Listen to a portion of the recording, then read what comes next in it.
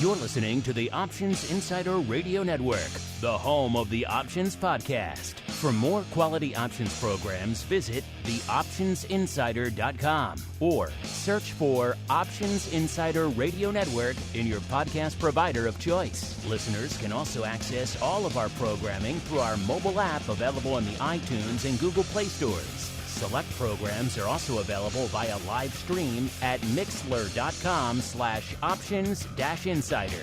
That's mixlr.com/options-insider. Don't forget to follow along with your favorite programs and submit your own questions for the hosts at twitter.com/options, stocktwits.com/options, facebook.com/theoptionsinsider, or via questions at theoptionsinsider.com.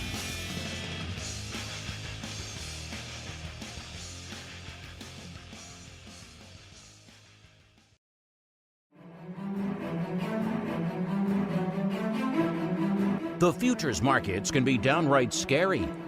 Limit up, limit down. What the heck is RBOB anyway? Are they going to dump a truckload of soybeans on your front lawn if you click the wrong button? Come to think of it, maybe you should just stick to your comfort zone. Or you can break out of it with the Futures Rundown. The Futures Rundown is here to help you make sense of these scary markets. We'll analyze all the top futures trading activity, explore the ins and outs of your favorite products, explain exactly how futures work, and hear from leading experts in the futures markets. We'll even tackle all of your wildest futures trading questions. If it involves futures, then you'll hear about it on the Futures Rundown. And now, it's time to break into the futures markets. It's time for the Futures Rundown.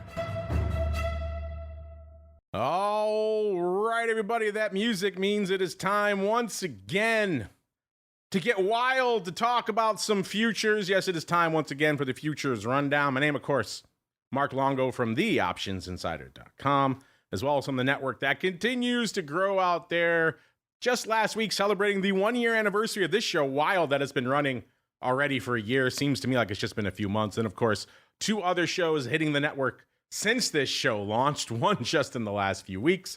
So hope you're enjoying all that fun. Remember, wherever you're listening to this, make sure you're subscribed to the full network to get the full kit and caboodle. And then, of course, if you want to go above and beyond, you want to get pro Q&A sessions with some of the best names in the world of options and derivatives, where you folks get to ask the questions, as well as, of course, the old options oddities, where we break down weird and wild activity from each week and put on some wild trades of our own. Nokia calendar spreads, anyone? Nokia time spreads? Get to all that fun and some more. And of course, if you want to win fabulous prizes like our good buddy Mr. Meats did just on the last show with Mr. Dan Passarelli, picking him for our winner of our August Pro Trading Crate. If you want to win the September Trading Crate, you want to get live streams, exclusives, early access to stuff, theoptionsinsider.com/pro is the place to go to learn more. As we learn who's joining us on the old Futures Rundown this week, I'm pleased to welcome back the work wife, the better half of my compatriot from the last show, Mr. John Seguin,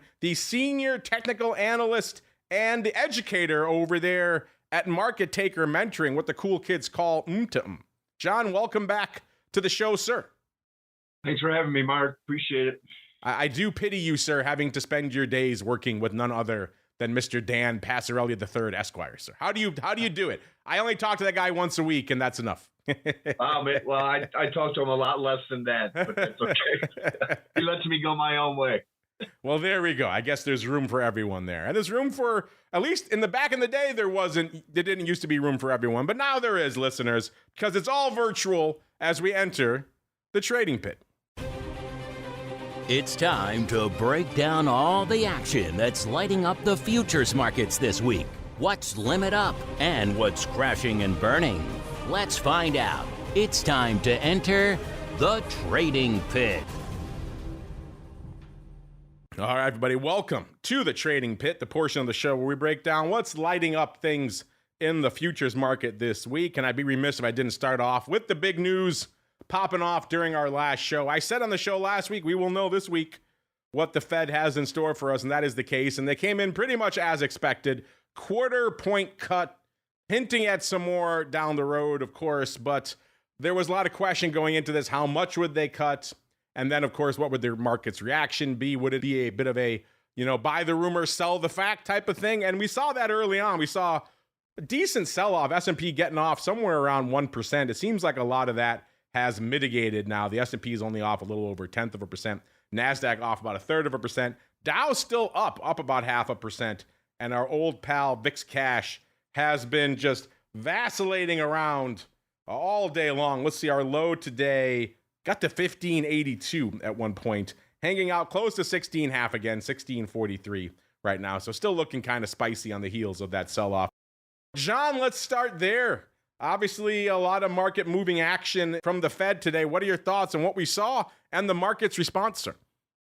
Well, first of all, when we get our rate cuts or when we hear from the Fed, before the press conference, we normally get what we're looking for, and we did today, a 25 basis point cut, and it looks like the October meeting, there's over 70% chance of one, and December as well. So we're pretty much, in a good place. Where things get a little crazy is when Chairman Powell gets behind the mic. And that's always when it gets fun, yeah. yeah. So, and it obviously did do that today. The 10-year note off the original news that we get at 2:00 Central.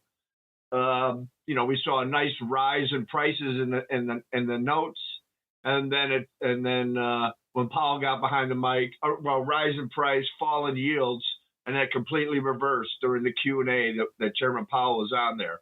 So I don't think there's been any serious damage, but as when you're dealing with interest rates on an FOMC day, you really got to let the dust settle and come back firing tomorrow. There's just too much volatility, in that first hour afterwards, and we could completely reverse direction in the morning. Just staying on the 10-year note, since we had the non-farm payroll report a couple of weeks ago, probably 95% of our volume has been in a range about 50% of an average week's range. In other words, the market's gone nowhere. Rates have been very, very steady because we kind of had this planned out. But I did put together some levels I think that are really important to look at in the 10-year note, because what happens in the notes can affect the equity indexes, the dollar, and even gold. So those are the markets that I'm really focused on and the impact checking tomorrow. So I would tell you the level that I was really focusing on was the fairest price of the month for the 10-year note futures, and that's 113.14. So we're below that at this point, which means there's a bit of negative momentum. A recovery above that level next week or tomorrow or before the week is done would be, I think, a real positive for not just treasuries, but also equities. Were you surprised at all by the little bit of a sell the facts sell-off we saw today in the equities, or were you kind of expecting that? No. I think when Powell comes on, I always expect something like that to happen. It's just nothing new for us. It's always like you sell the fact, or well, in this case, buy the fact, sell the rumor. I don't know what he was talking about. He was kind of all over the place to me. So I didn't really get any clear message from it, which is why you saw that kind of volatility. Usually when you see his face on the screen, it's instant red in the market. So, of course, last few weeks hasn't been the case. Jackson Hole was a huge rally for the markets. Mark, you bring up a great point. I want to talk about that because when Jackson Hole came around, that was an incredible start for because he started talking about the employment situation is a problem now. And so treasuries rallied, rates went down, gold skyrocketed. In fact, gold's having one of its worst day since then, because of what happened, with the interest rates rising after he started speaking. I actually think that we might be nearing a top in gold. It's been going up so well. Actually, precious metals have pretty much all year, but what happened today could mean that we've seen the high in gold for a little while, and maybe even the low in the dollar.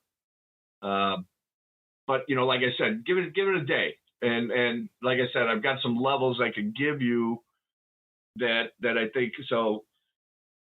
113.14 in the 10-year note was something that intrigued me, and that is the fairest price for all of this month.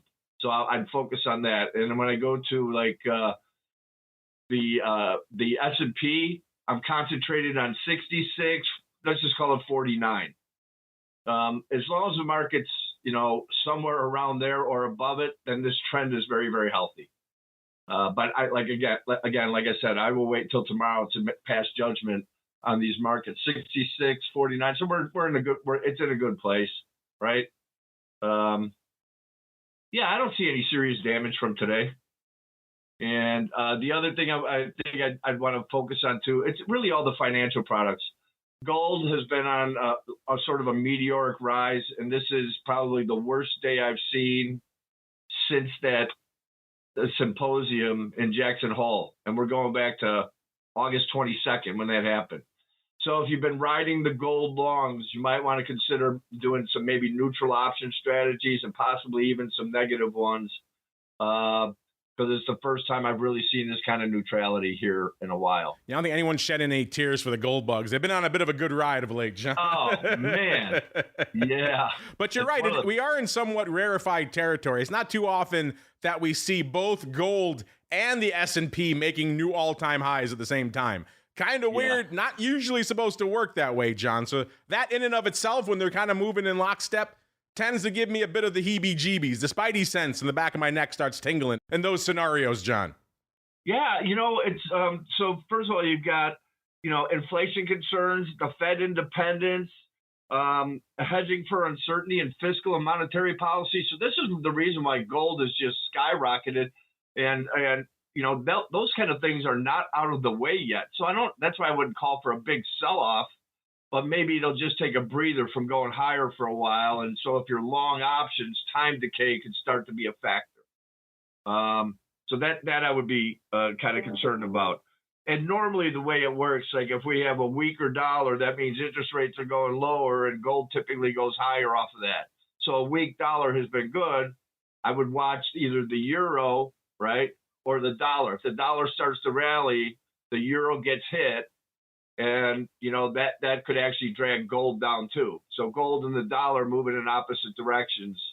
So I'm really watching the currencies. Those two currencies, the dollar index and the euro, they move in almost directly opposite directions. That maybe tell me that I should be out of gold if I see strength in the dollar. Interesting stuff. Let's see what's lighting it up out there and the actual movers and shakers for today, listeners. Let's start to the upside. Why not? Let's keep things positive. We have a top 6, but two of them are kind of the same, so we really have a top 5. Number 5 to the upside this week, listeners, we got our old pal, rolled aluminum, as the Brits like to say, up to almost 2.5%, about 2.4%. On number 4, we're going out to wheat, going out to the ags, gaining back. It's been kind of a rough year for a lot of the ags.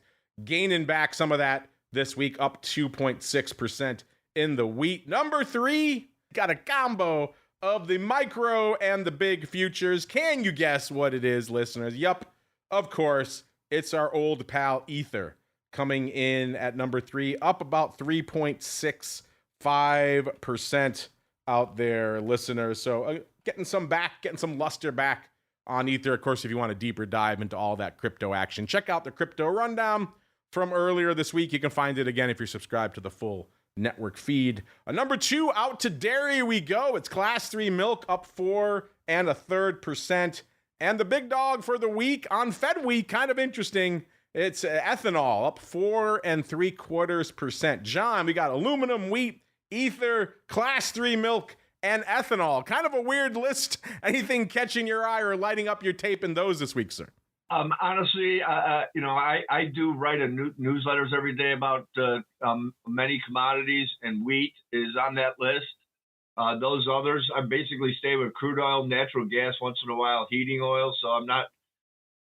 And milk, geez, I didn't even know I could get a quote on that anymore. I remember working at the Merck and getting butter quotes, but I honestly, just being honest with you, I don't really focus with it. But wheat has had an extraordinary move over 2 days and gave a boatload of it back today. So I think that market also, I think it moved about the length of an average week in about 2.5 sessions. To me, that's a market that's gone overbought. It's a bit overbought. And if you go back to like early August, it's really hit a very good resistance level. I think it's been here 4 or 5 times, and this is a 5th time, and sellers showed up again. So I would say, wheat has probably just today shifted right back into neutral, probably near the high volume prices for the past 2.5 months. So, it was great until today. Wheat was. So it had a big reversal today. Fed Day comes for us all. Out there, John. Man, you never know. You never know. As we keep on rolling out to the downside this week, listeners, kicking it off, number 5. It looks like we have a lot of edible things on our bottom 5. Actually, in all of our movers shakers, we got wheat to the upside as well. Number 5, it's sugar, off 2.72% this week. Number 4, out to the land of lumber, off 2.83%. Kind of in lockstep on the bottom side, all about 3%. Number 3 to the downside, back to the consumables, it's coffee, off 2.91%. I know coffee fans, Starbucks fans, they'll be happy to see any red in coffee. It's been just on a ridiculous tier to the upside over the past year. Number 2 to the downside, it's palladium. So we got some metals giving back some luster this week, off nearly 3%, 2.98%. And the number 1 downside mover this week, again, back to the consumable products, it's cash-settled butter, off 3.04%. So you got Class 3 milk moving up today, and you got butter giving it back. So, again, a lot of weird stuff lighting it up on Fed Day, including to the downside, John. Anything catching your eye there? Yeah, platinum. I watch that along with silver and with gold. Sometimes they all move together. Gold is usually, gold is the haven that'll go through. But silver and platinum have taken a pretty steep decline here, and it's, I think, dragging gold down as well. These things, and you got to remember, if you put it in perspective, these markets have, percentage-wise this year, have really outperformed. And if any market out there or any sector that I believe is due for a period of consolidation, I would head right to precious metals, silver, gold, and platinum. So, I basically would avoid the long positions for now. And I don't think I've said that in a while. John says, bet the farm, shorting all the precious stuff, all the shiny stuff. Take the kids' college education fund, put it right into short gold futures. Right, John? Oh, my God. I never say stuff like that. But, I don't mind a short-term short trade. I like 2 types of trades. One's when markets get overbought and they're showing me signs of neutrality. I like a counter trading strategy there, which is what I feel like I can do in precious metals. And the other one is I look for markets that are wound a bit too tight. I have a way of measuring that. And then I look for explosive moves. And, that's the kind of thing I saw in middle August for precious metals. Really, really below average ranges, volume, a lot of overlap in price for about 2 weeks. And then Powell spoke at that symposium, and it just went ballistic after that. So I think we're about to enter another, like what I call a rest phase in precious metals. Like no real direction, maybe trades you can make money for 2 or 3 days in one direction, but it'll reverse after that. That's very common after an extraordinary move like we've dealt with here for the past, say, month and a half. All right, let's see what we're dealing with right now on the volume front, listeners. It's Fed Day, so spoiler alert, going to see some numbers out there. If we don't see volume on Fed Day, then what are we doing out there in the futures market, right? But let's kick it off. Our usual barometer for a decently active day is 300,000 contracts. And as of a few minutes ago, we were well past that. 417,000 contracts is what it cost you to break into the top 10 most active charts today. That gets you to, surprise, surprise, the 30-day Fed funds. I wonder why that would be lighting it up today. Again, 417,000 contracts on the tape for that. That's also the only really near-dated contract on our list. Obviously, it's 30 days on the October expiration cycle. Everything else is expiring in December, which is kind of interesting. Even the equities, which we don't normally see. Usually, they're a little bit more near-dated than that. Speaking of the equities, number 9, we got the NASDAQ E-mini coming up, 448,000 contracts on the tape. Number 8, back to the rates, the Ultra 10-year, 455,000 contracts on the tape there. Number 7, to the land of 3-month SOFR we go, 653,000 contracts on the tape. So a big jump between 8 and 7, nearly 200,000 contracts. Number 6, it's the 2-year, 802,000 contracts. So another big jump there. Number 5, it's our old pal, the S&P 500 Micro, 819,000 contracts. Number 4, keeping it in micro land, it's the NASDAQ micro, 1.03 million contracts on the tape there. Number 3, the S&P E-mini. Good to see the big dog remaining at the top, at least of the equity list. S&P E-mini today, 1.17 million. And again, all December flow, which again is kind of wild. On number 2, out to the 5-year we go, 1.37 million contracts. And the big dog, nothing can dethrone it again today, even on Fed Day. It's the 10-year note, 1.44 million contracts on the tape. John, kind of going as expected. Fed Day, you're pretty much going to see rates and equities dominating the top 10 most actives, and that is the case out there. What's lighting up your tape in that list of meaty rates and equity contracts, sir? Okay, so, I thought I'd do this today. So one of the things I look for on particularly a day like today is I want to know who's in control of momentum and how can I define that. So what I do is I went and all the contracts you just talked about, I went and made a chart that tells me the fair price of the week. So if we finish out this day here in the next 40 minutes and the equities are below it or the treasuries are below it, and it kind of looks like they are going to be, unless there's a real revival at the end of the day, we're looking at lower levels to finish out this week. As it could bring, and I'm not talking fundamentally here, this could be we can see a bit of a sell-off simply because the technicals are kicking in and the algorithmic systems and the black boxes were just being told, hey, get out of your longs and maybe try a short trade. Purely technical is what I'm getting at here, okay? Because we just got through, the major fundamental events. We had inflation figures, non-farm payroll already, and we just got past the Fed. Now we don't have any big news until next Thursday, when we get GDP and then the personal consumption expenditures deflator, which is the Fed's primary inflation gauge. So in the meantime, let me just run through these. So the 10-year note, 113.14. You have to see the market get back above that before bulls are going to regain control of the momentum. I'll go to gold and give you 37.18 for gold. That's the fair price this week. The fact that we're currently below that is a negative, and it's the first time in 5 weeks that I've gotten a negative read on gold. So we have already talked about that. And when it comes to the S&P, I'll give you the high volume price of the week is 66672, right? So this is what you got to look for tomorrow. Let the dust settle overnight, and then look for it tomorrow. For the Dow futures, which is YM, I've got 46,250 is the fair price of this week. That one might be the most fairly priced market out there. And then the Russell, or I'll give you Qs first. Not Qs, the NASDAQ. Sorry about that. So the NASDAQ, I've got 24,525, right? Watch that one. And if you're looking to get long and thinking there's an opportunity, you can wait till it gets above that. Then you got momentum in your favor. And then the last one that I think is the most important, and that is, believe it or not, the Russell.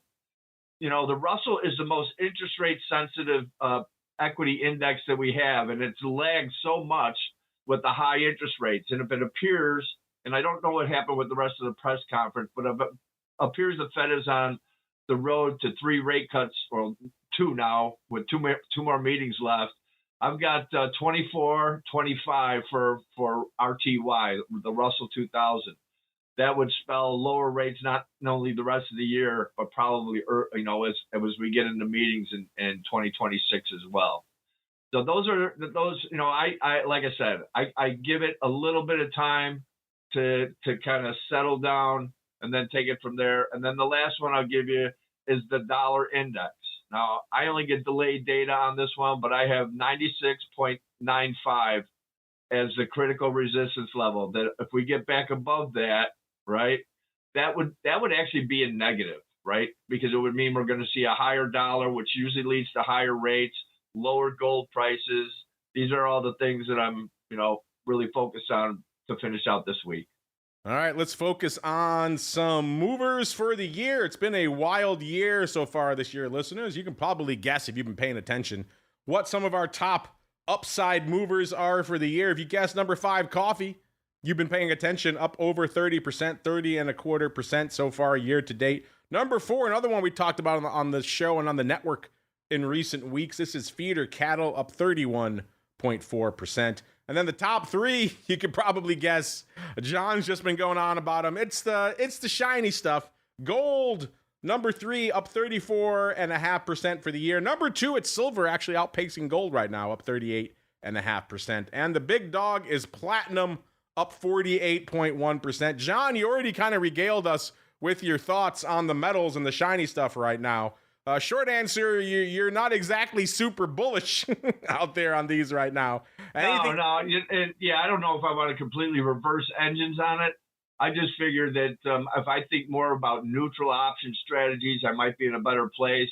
I'm certainly not interested in getting long at these lofty levels. I can tell you that. And also, you mentioned one other one out here was coffee today. That thing's down like over 7% today. So I'm thinking we just saw a good high in coffee for a while as well. Well, I think all of our Starbucks fans will certainly be happy to hear that news. Oh, yeah. Mr. John, and maybe their new CEO can use that to his advantage. He's had a rough start to his tenure there. As we keep on rolling to the downside we go. Let's see where it's been a rough year for some of these assets, listeners. Number 5, it's one of the EMs. Can you guess which one it is? 3, 2, 1, go. Yeah, it's lithium, off 16.5% so far year to date. Number 4, out to the land of hard red spring wheat we go, off 18.43%. Number 3, keeping it in consumable products, it's cocoa, off 20.5%. In fact, all of our bottom 5, with the exception of lithium, is all consumable stuff. Number 2, we got our old pal cash settled butter, off 30%, pretty much exactly. And the one we've been harping on for a while, just a terrible market, terrible to trade, terrible certainly if you're long. It's good old OJ, off 42.1% for the year. So absolutely wild stuff, and definitely one you want to avoid. John, it seems like our theme on the show today is maybe the Fed killed metals, at least for the time being. And also, at least for so far this year, you want to stay away from consumable stuff, John. Yeah, right. So you know what? There's if you guys want to just check it, when I was on the trading floor, man, we used to check on this thing called CRB, which is the Commodity Research Bureau. But now they have an ETF called DBC that tracks commodities, and it's the same as, let's say, the Goldman Sachs Commodity Index, right?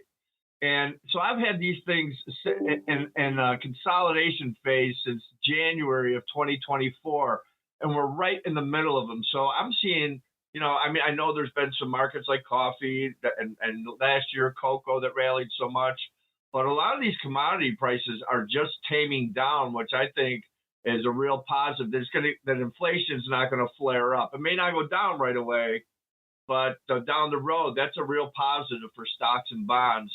With inflation, these inflation gauges or commodity gauges, that have really been in neutral for a while. As a matter of fact, the Goldman Sachs index, which is, by the way, GSCI, is the Goldman Sachs index. This thing's been stuck in a rather tight range now since the middle of 2022. So even though we get some inflation in other places, which absolutely affects stocks and bonds, in the long run, things are fairly stable, I would say.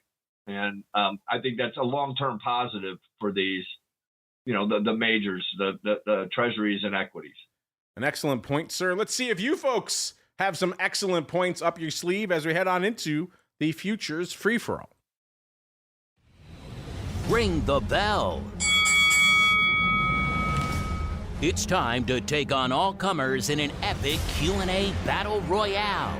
All questions can enter, but none can leave without an answer.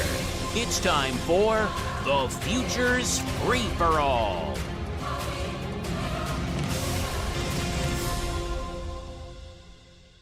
All right, everybody, let's get down to business. See what you folks have on the docket for us. If you're listening live, you have a question, by all means, fire away as well. Let's get out to Tom this week. Tom Dunn, he wants to know, is there a futures contract that really mystifies you? You just can't make sense of the contract or how it trades or something along those lines. Well, John, I'll go first. I'll buy you some time. to mull over the question.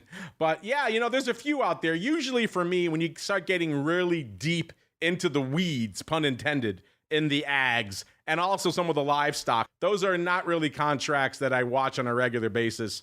And so some of the moves we see in the livestock or in some of the more esoteric ag products, some of the softs like lumber certainly would fall in that category. In fact, I would put, if I had to have a shorter answer to this question, I would say the softs like lumber and maybe throw in oats there as well. Those two mystify me, not for the underlying, I know this is a futures show, not for the underlying movement so much, but for the fact that they move quite a bit. In fact, lumber is a very volatile asset. And during the pandemic, when everyone was talking about crypto and meme stocks, lumber was probably the most active and volatile asset on the planet. Dead trees, go figure. And yet, for whatever reason, neither of those two products, oats or lumber, which you'll hear routinely on this show, lighting up the futures markets, or on our movers and shakers on the sister program, which is TWIFO, they're on there all the time, top 5, bottom 5. And yet, for whatever reason, they do not generate any appreciable options flow whatsoever. So that certainly mystifies me, that why there's no direct correlation between underlying movement and volatility. Usually two things that options traders like, and options flow. That means there's something structurally amiss there, which is keeping traders out of the options on those products. And then, of course, if you want to talk just pure impenetrable products, once you start really getting deep into the ags, and certainly on the livestock for me, those are definitely not my go-tos that I'm checking on my quotes in the morning. John, anything you want to add here for Mr. Dunn? He wants to know, is there a futures contract out there that really kind of makes you scratch your chin and say, what the hell is going on with this one? Well, I totally agree with you on the softs, and it's mainly because, like orange juice, there's very little volume. So your option bid-offer spreads, or even your bid-offer spreads in the outright contracts, those can be really, really wide. And the meats, livestock, same thing. You can get some big old gap openings, but one that may surprise you, believe it or not, is natural gas. Interesting. It can get, it's got decent volume, so it's tradable. But over weekends, man, we see some gaps from Friday. You could have a really good read on a Friday, and you come in on Monday, and it's gapped open a bunch higher, or vice versa. It's very erratic when you come from Monday to Friday often. It can be tradable, or it is tradable, but I wait for a very specific type of patterns, like 3 to 5 days of sideways trade, a lot of overlap in price, and then I feel like there's going to be a good vertical move. But just random trade, it can be just so erratic that I generally avoid it. And it's got the good volume. It probably has some decent option pricing too. It just, you never know what you're going to get overnight, man. It's a box of chocolates. Oh, that's a great pick. They don't call it the Widowmaker for nothing. And you're right. It does have great options volume. We talk about it almost every week on our This Week in Futures options program, because it puts up 1 million plus contracts a week, even when it's hanging out sub $3. But you're right. It can have those aberrant moves. I mean, Ukraine invasion comes to mind. It shot up. All of a sudden, we're talking from the 3 handle. We're talking about 9 or 10 calls suddenly trading actively. So every once in a while, it has one of those face-ripping moves in its pocket. I was just going to say, man, you're absolutely right. If you're going to trade it, I would do it in options. And at least you can protect yourself in some way from these crazy gap moves that we see on occasion. I don't even like to put on a lot of options positions over the weekend anymore. I think that's why we see so much action in the weeklies and in the 0 DTE, because they go away.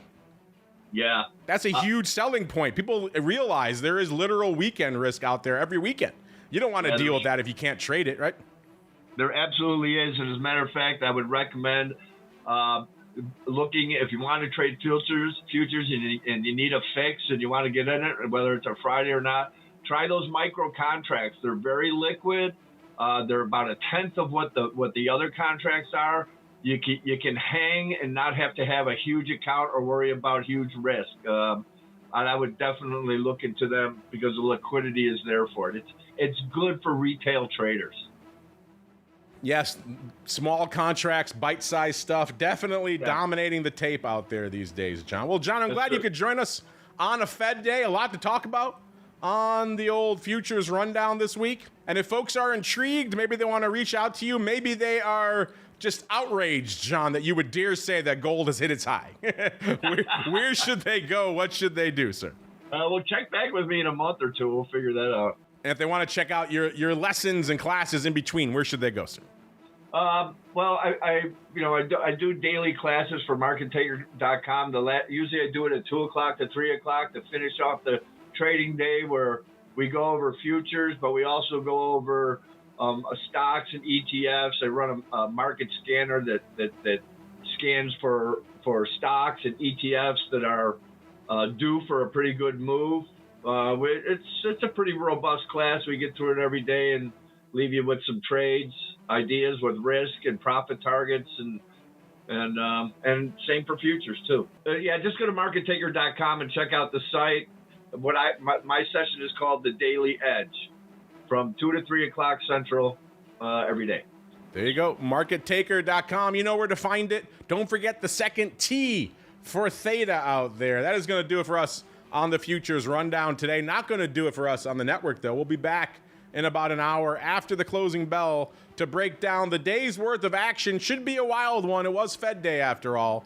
So stay tuned for that. The Hot Options Report coming at you after the closing bell. Yet another reason why you should be subscribed to the full network. Then we'll be back throughout the rest of the week with our usual array of content till we're back again next Wednesday. Another episode of the Futures Rundown. Stay safe out there, everybody. You're listening to the Options Insider Radio Network, the home of the Options Podcast. For more quality options programs, visit theoptionsinsider.com or search for Options Insider Radio Network in your podcast provider of choice. Listeners can also access all of our programming through our mobile app available in the iTunes and Google Play stores. Select programs are also available via live stream at mixlr.com/options-insider. That's mixlr.com/options-insider. Don't forget to follow along with your favorite programs and submit your own questions for the hosts at twitter.com/options, stocktwits.com/options, facebook.com/theoptionsinsider, or via questions@theoptionsinsider.com.